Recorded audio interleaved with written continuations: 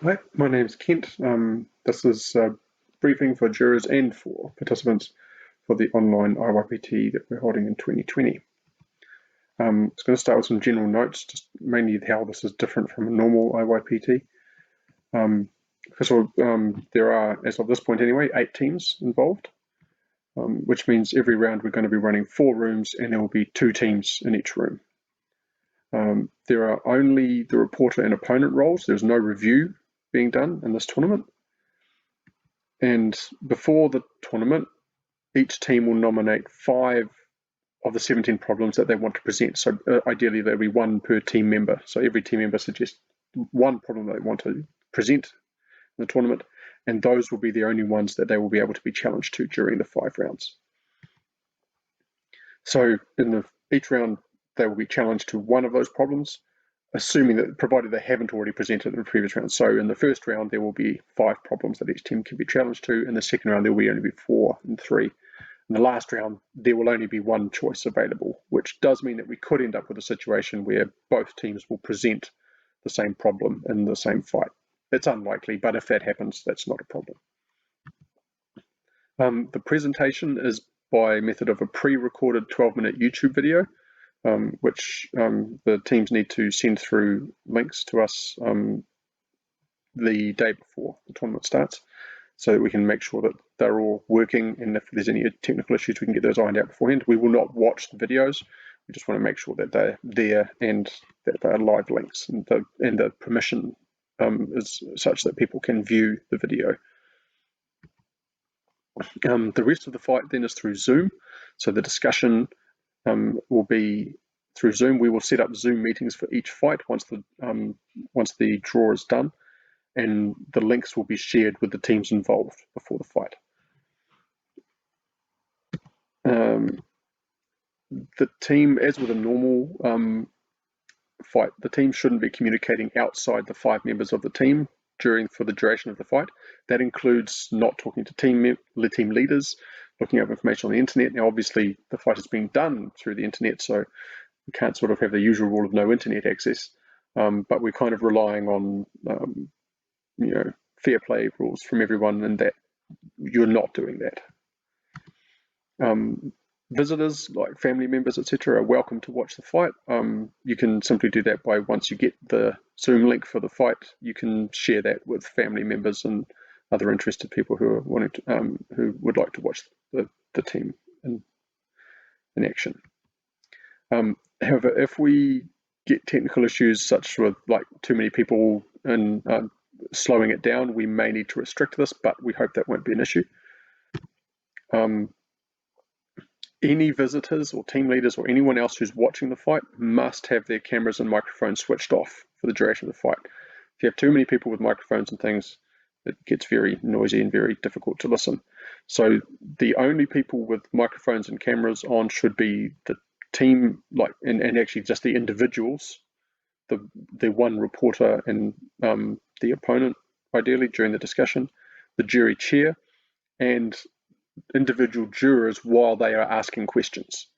For the remainder of the time, the jurors should have their cameras and microphones off as well. The jury chair will record the fight, but those recordings are just for security purposes.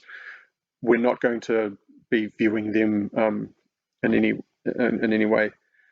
They can be shared if requested, but only with the teams who were actually involved with the fight. So the actual structure of the fight is a simplified version of a normal IYPT fight. We'll start with a 5-minute welcome, make sure everyone's there, and that during this 5 minutes also the challenge and accepting of the problem will happen. We're assuming that, given that everyone is nominating the problems that they will be challenged to, that it should just be a formality that it be accepted.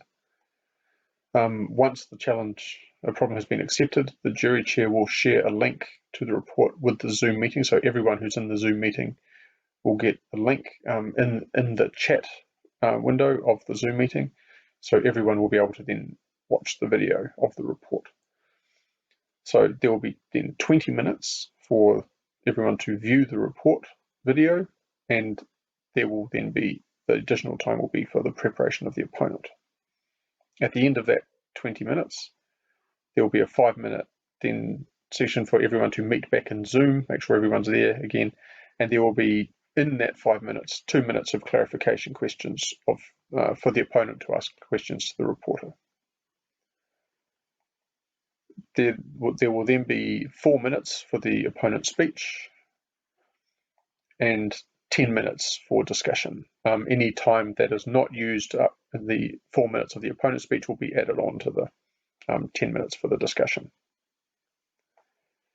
There will then be 1 minute for the opponent to summarize the discussion and then 2 minutes for the reporter to summarize the discussion. Those stages are basically the same as a normal IYPT fight. There will then be 5 minutes for jury questions. So there's no review, so we just go straight from the reporter's summary into the jury questions. And then there will be awarding of marks and jury comments at the end. The actual timer is, this is an old version of the timer, not the one that is currently used by IYPT, but this is, we've made a YouTube video of this, which the link will be shared with everyone, so that if you want to have a timer running, and we highly recommend that all teams have their own timer running, you can see whereabouts in the process that we are. This will go time all the way around, and once it reaches 75% of the way through the current stage, the timer turns red, just to let you know that time's nearly up. Okay, so going on to the scoring, the jury, this bit is initially just normal standard IYPT procedure. Most important thing for a juror is really to maintain self-consistency across the entire tournament. If you're judging something in the first round, you should judge it the same way as you would in the last round. We're going to be using an adapted version of the current IYPT score sheet, given that we're not using all of the stages and all of the roles. I'll go through that in a moment. You must award both the reporter and opponent whole number scores between 1 and 10, again, like a normal IYPT, so no half marks or anything like that. And this is the actual score sheet that we will be using. Okay, so this is used in the same way as a normal IYPT score sheet, one of the standard ones over the last few years anyway. So we'll go through various things. So for example, for the report, you are going to give marks along each of these categories. So for example, the phenomenon explanation, let's say I thought that was good. I thought their model was pretty detailed, but not completely there. Relevant experiments, I thought they did a reasonable one. Maybe I didn't think they did such a good job of comparing the theory and experiment. They'd done quite a lot of experimental work, but maybe not so much theoretical. Okay job for telling, and I thought they communicated really well. So if I've got something like that, I then have to then come up with some averaging of that. I would guess it would be somewhere along here for me. So I might go, I would say I'm going to give them a 4 for that section. And it's I find it personally good to do this chronologically, like fill this in as you go, rather than get to the end of the fight and try and remember. The opponent then, the opposition, now this one's a little bit different because we don't have, the normal IYPT one has a section for the clarification questions, which isn't included in here. So the first marks are for the opponent's speech. So the speech, maybe I thought they covered most of the main points. They prioritized it well. They had some good opinions and they managed their time really well and used all of the time. So I maybe think they did pretty well. So I'm going to give them 3. Maybe I'm going to say I'm going to give them 3.5 in that one. Then there are marks for the discussion. Now this is for both the reporter and the opponent. Okay, they both get marks for the discussion. So let's say the reporter, through the discussion, I thought they backed up their stuff pretty well and they were overall efficient. I'm going to give them about 2.5 for that one. And the reporter, the opponent, maybe I thought they did some of the stuff, expressed some only opinions, but maybe not enough, and overall they were good, but maybe I thought they didn't do as well as they could have done in that section.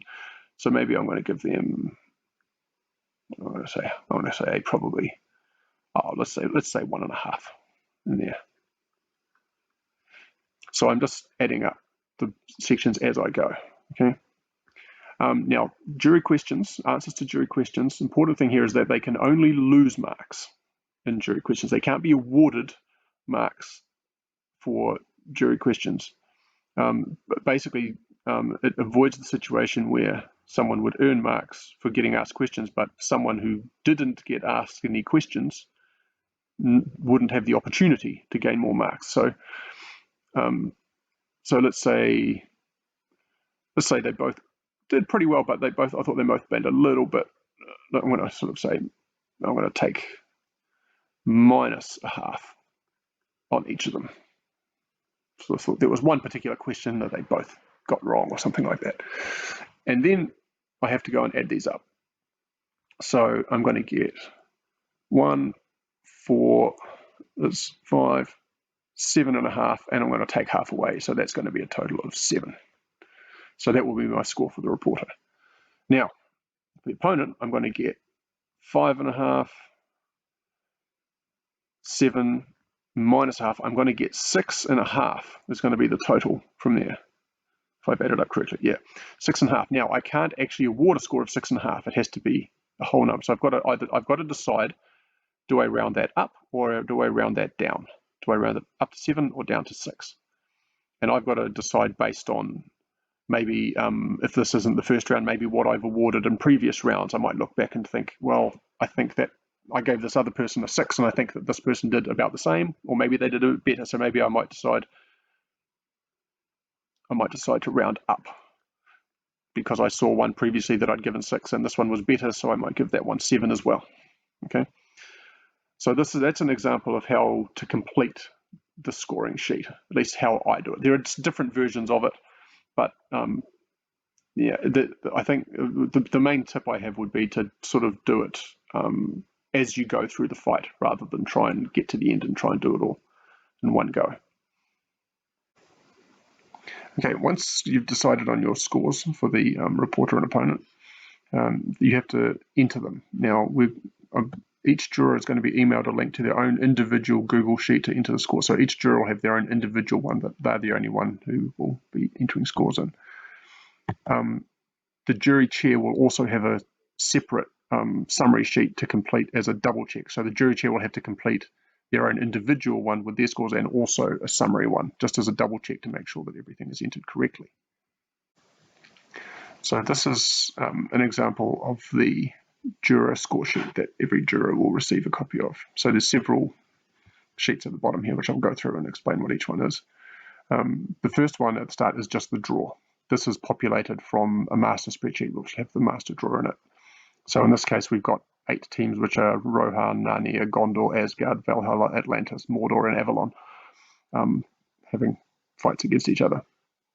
And this will be the actual draw with actual countries will be decided at the opening of the tournament.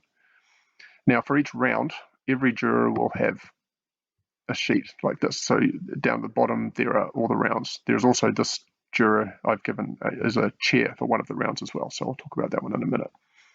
So this is what it looks like. And essentially, all that you need to do is enter your scores for each one.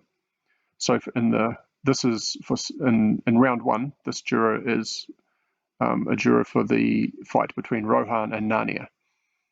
So the yellow cells are where you need to enter a number. Okay. So here you would enter just your scores as a whole number. So for example, if it was the one that we're just talking about in the score sheet, the reporting team got 7 and the opposing team also got 7. In the second stage, the fight happens the other way around, Narnia reporting and Rohan, and let's say, I I gave 6 and 5 in that one. And that's all you need to do. Okay.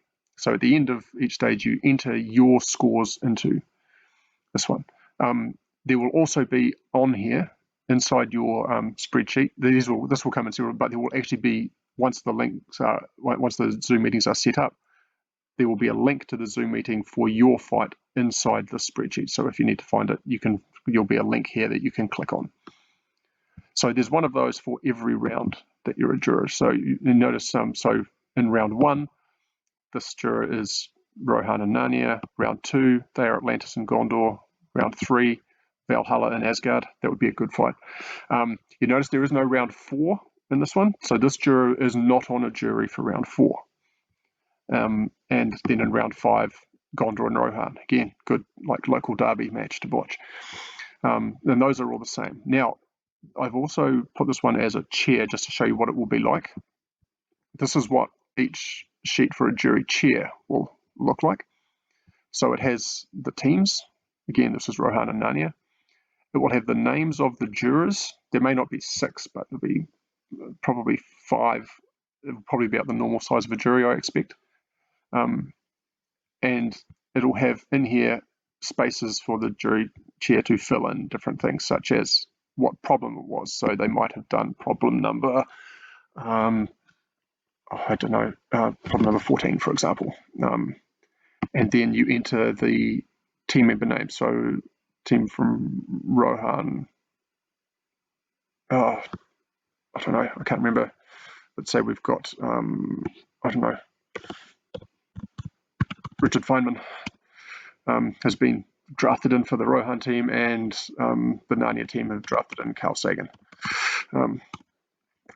And you then enter the scores that the jurors give, including you. So it might be 4, 5, 5, 7, 4 for the report, and they maybe gave 6, 7, 7, 6, 8 because they thought Sagan did a good job.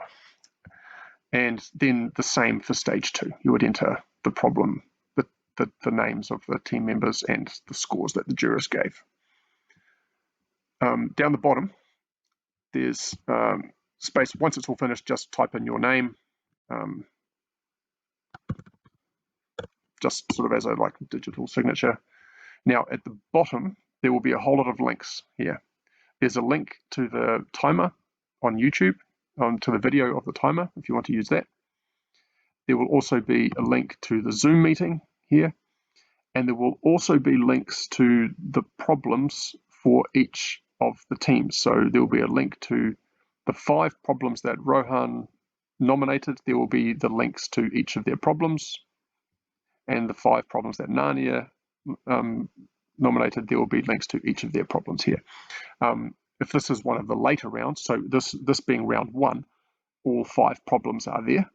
Okay. If this was one of the later rounds, round 2, for example, there would only be 4 problems there, because this will also serve as a point where you can go to check what problems are available to be challenged. Okay, so you can get that information from here. So that's so a normal juror will just fill in their 4 scores that they give during the round. The jury chair has a little bit more work to do. They have to fill in all of the jury scores and the names and the problems. Okay, but then they also have all the links to distribute. So once a problem is challenged, they can send the link. They can put the link into the chat for the in the Zoom meeting, so everyone who's in the Zoom meeting can access the video.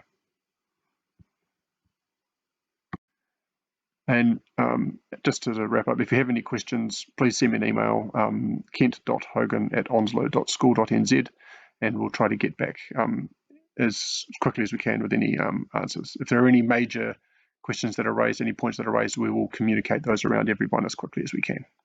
Thanks very much.